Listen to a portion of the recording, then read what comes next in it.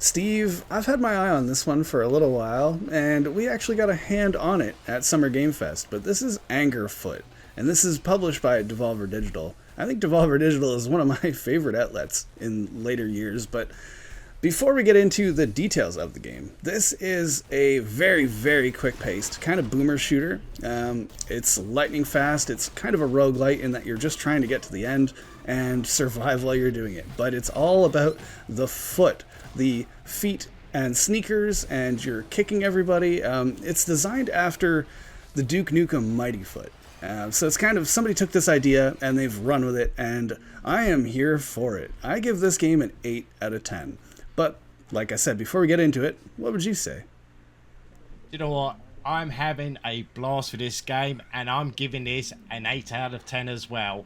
I love the vibrant colours, the cartoon look about the graphical style.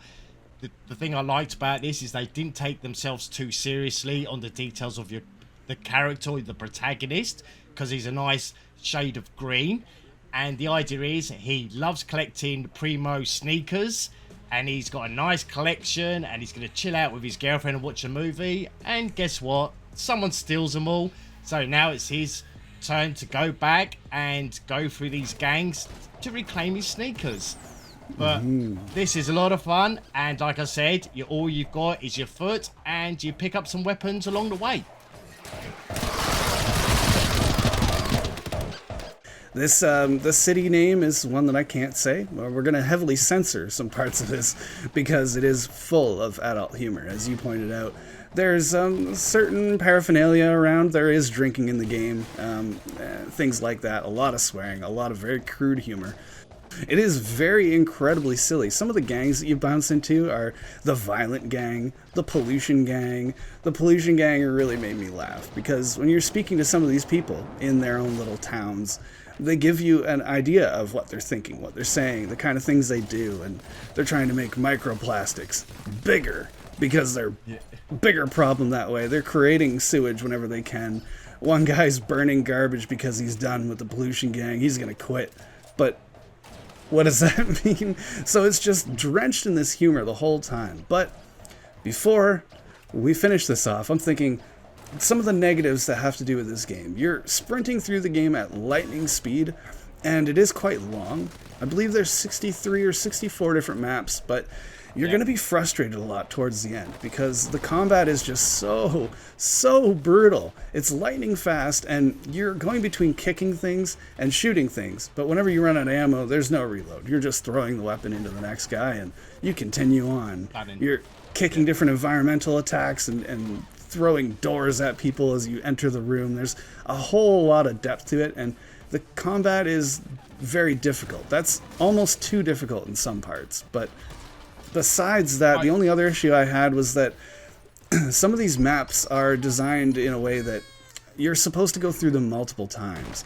There's a ton of different shoes that you can unlock as you go through the game, and some of them give you abilities like double jump or certain things that'll help you speed through the map.